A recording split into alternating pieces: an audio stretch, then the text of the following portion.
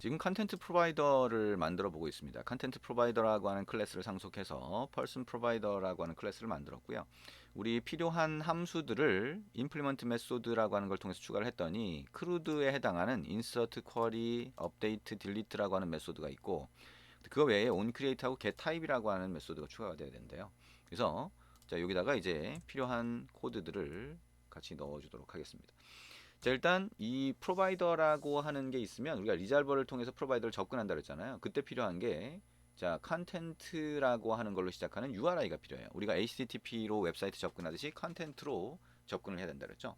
자, 그러면 그거를 자, public static final 해 놓고요. 자, URI라고 하는 타입으로 자, 변수를 하나 만들어 봅니다. 자, 이거를 컨텐트 밑줄 긋고 URI 이렇게 이름을 붙여볼게요. 그럼 이거는 URI.parse라고 한 다음에 여기다가 URI에 해당하는 글자를 넣어주시면 돼요. 그러면 컨텐트로 시작하고요. 땡땡 슬래시 슬래시 붙인 다음에 여기 뒤에다가 우리가 어떤 값을 정의를 해줘야 되는데 첫 번째를 자, authority라고 되어 있죠. 자, 이렇게 해주고요. 그 다음에 슬래시를 붙인 다음에 여기에 자, 베이스 패스라고 하는 걸 붙일 거예요. 이 두 가지는 우리가 위에서 정의를 해줄 텐데요. 자, 첫 번째 public, static, final, string 해놓고 자, authority라고 하는 변수를 하나 만들어 줍니다. 그리고 이거는 여러분의 패키지 이름을 한번 넣어볼게요. org.techtown.provider. 자, 그 다음에 public static final string이라고 하고요. 이번에는 base pass라고 하는 걸 넣어주는데 person이라고 한번 넣어볼게요. 그러니까 authority와 base pass가 같이 합쳐져서 content URI가 만들어진다. 그리고 이거는 이 프로바이더를 접근할 때 사용된다라고 하는 정도 이해하실 수가 있을 겁니다. 자, 그러면 이제 그 밑에다가 이제 private 자, static final int라고 해서 persons라고 하는 변수를 하나 만들어주고 2를 넣어주고요. 자, private static final int라고 해서 person id라고 하고 2를 한번 넣어봅니다. 자, 그리고 자, private static final 하고요. URI matcher라고 하는 걸 하나 만들어 줄 텐데요. 자, URI matcher 자, 이렇게 하고 new URI matcher 이렇게 해봅니다. 여기 안에다가 URI matcher no match라고 하는 거를 처음에 넣어보고요. 자, static이라고 한 다음에 자, URI matcher add URI라고 하고 여기에 우리가 넣었던 authority라고 하는 거, 그 다음에 base pass, 그 다음에 persons 이렇게 넣어줍니다. 그 다음에 URI matcher add URI 똑같이 하고요. authority 그 다음에 base pass 그 다음에 여기다가 base pass에다가 붙여주는 거죠. 여기다가 slash shop 이렇게 붙여주고요. 여기에 person id 이렇게 한번 해주도록 하겠습니다. 자, 그 다음에 이 밑에다가 private이라고 하고요. SQLite 데이터베이스라고 해서 데이터베이스 객체를 참조할 자, 변수를 하나 선언을 해줍니다. 뭔가 좀 복잡하게 입력되고 있는 거를 볼 수 있는데요. 일단 입력해서 동작하는 걸 먼저 보시는 게 이해하기가 더 쉬울 것 같습니다. 자, onCreate라고 하는 게 있는데요. 자, onCreate 안에 내용을 채워보도록 하겠습니다. onCreate는 프로바이더가 생성된다는 건데 이 안에서 자, 데이터베이스 헬퍼라고 하는 걸 이용해서 접근할 수 있게 만들어 줄 겁니다. 다시 말하면 데이터베이스 헬퍼로 해서 헬퍼라고 하는 변수 만들고요. new 데이터베이스 헬퍼 그 다음에 여기에서 get context라고 합니다. 그러면 컨텍스트 객체를 참조할 수 있어요. 그럼 헬퍼 객체를 만들었죠? 그러면 자, 데이터베이스라고 하는 위에 변수에다가 자, helper.get writable database라고 하면 쓰기 권한까지 있는 데이터베이스 객체를 참조할 수가 있습니다. 자, return true라고 만들어 보겠습니다. onCreate는 일단 이렇게 집어넣어 줬네요. 자, 그 다음에 getType이라고 하는 게 있는데요. 자, getType이라고 하는 거에다가 코드를 한번 넣어 보도록 하겠습니다. 자, 그러면 스위치라고 하고요. 여기다가 URI matcher라고 하는 거 여기에 match라고 하는 게 있어요. 그래서 자, 파라미터로 넘어온 자, URI라고 하는 거를 여기다가 넣어주고요. 자, 만약에 케이스라고 해서 persons라고 하는 게 넘어왔다면, 자, return이라고 해서요. 여기다가 vnd.android.cursor.dir 한 다음에 persons 이렇게 넘겨줘 봅니다. 그 다음에 default라고 하고요. 그때는 throw라고 하고, 자, new illegal argument exception, 자, 이렇게 하고, 자, 알 수 없는 URI 이렇게 하고 여기다가 URI를 붙여주도록 하겠습니다. 자, getType이라고 하면 이 파라미터로 넘어온 거를 URI 매처를 이용해서 비교하는구나 라고 하는 거 대충 이해하실 수가 있겠죠. 자, 그럼 이제 자, 4개의 저 함수들, 크루드 함수들에 대해서 우리가 필요한 작업을 추가를 해줄 겁니다. 필요한 코드를 이제 추가를 해줘야 되겠죠.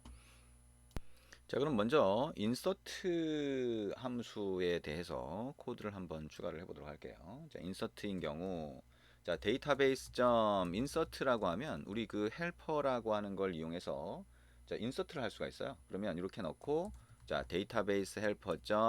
table name 하면 테이블을 지정하는 게 되겠죠. 그 다음에 null이라고 하고요. 자, 그 다음에 세 번째 파라미터로 content values, 자, 여기 values라고 파라미터 넘어온 게 있죠. content values 타입으로. 자, 이렇게 해주면 데이터베이스에 인서트를 할 수가 있어요. 자, 여기 테이블 이름 다음에 content values를 이용해서 데이터베이스에 넣어주는 걸 얘기하는 거죠. 그 다음에 long id로 하면 인서트를 한 이후에 그 레코드의 id 값을 리턴으로 받게 됩니다. 자, 그래서 만약에 id라고 하는 게 0보다 크다면 이렇게 비교를 하고요. 자, URI라고 한번 해볼게요. 그리고 밑줄 긋고 URI equal, 자, content, 자, URIs 점 with appended id라고 하고요. 자, content URI 넣어주고 그 다음에 ID 이렇게 해줍니다. 자, content URI에다가 id를 붙여주면 그게 각각의 레코드 값이 되거든요. 그래서 이렇게 넣어주고요. get context, 자, 그 다음에 get content resolver, 자, resolver를 통해서 접근한다 그랬죠. 그 다음에 notify change라고 하고, 자, 이 URI 정보를 resolver 쪽에다가 자, notify, 즉 알려준다라고 보시면 됩니다. 자, return 밑줄 긋고 URI 이렇게 해주시면 되고요. 자, 그 다음에 여기 밑에다가는 자, 리턴이 안 된 경우를 생각하겠죠. 예외가 생긴 경우 SQL exception, 그래서 자, 추가 실패 라고 해서 자, 그때의 URI가 뭐냐라고 하는 거를 출력해 보도록 합니다. 자, 이렇게 해서 인서트를 만들었는데요. 잘 보시면 우리가 그 데이터베이스 헬퍼, 즉 거기서 만든 데이터베이스 객체를 이용해서 인서트 하는 걸 볼 수가 있고요. 그거는 파라미터로 넘어온 값을 사용한다. 즉 이 프로바이더 쪽으로 넘어온 값을 이용해서 데이터베이스에 인서트 한다라고 하는 거 확인할 수가 있습니다. 자, 그 다음에 일단 딜리트하고 업데이트를 먼저 코드를 추가해 볼게요. 자, 딜리트 같은 경우에 자, int count라고 하고요. 0 이렇게 입력을 하고요. 자, 스위치 문을 한번 사용을 해 보겠습니다. URI match라고 하고요. match 똑같이 URI, 자, 이렇게 한 다음에 케이스, 자, persons라고 하는 케이스인 경우, 자, count라고 하는 거는 데이터베이스 점, 자, delete라고 하는 함수를 사용하죠. 자, 데이터베이스 헬퍼에서 가져온 SQLite 데이터베이스 객체에 있는 거고요. 테이블 네임을 전달하고 그다음에 여기에 자, 파라미터로 넘어온 selection이라고 하는 정보 넘겨주고 그다음에 이 파라미터로 넘어온 마찬가지로 selection arguments를 넘겨주도록 합니다. 자, 이렇게 하면 딜리트가 된다는 거고요. 딜리트를 할 때 어떤 데이터를 딜리트할지에 대한 조건이 파라미터로 넘어오는 겁니다. 자, 브레이크를 하고요. 디폴트라고 해서 자, 기본적인 상황인 경우 new라고 해서 illegal argument exception, 자, 알 수 없는 URI라고 하는 자, 메시지를 출력해 주도록 하겠습니다. 자, 이렇게 하고 그 다음에 마지막에 get context get content resolver notify change라고 하고요. URI null 이렇게 넣어주도록 하겠습니다.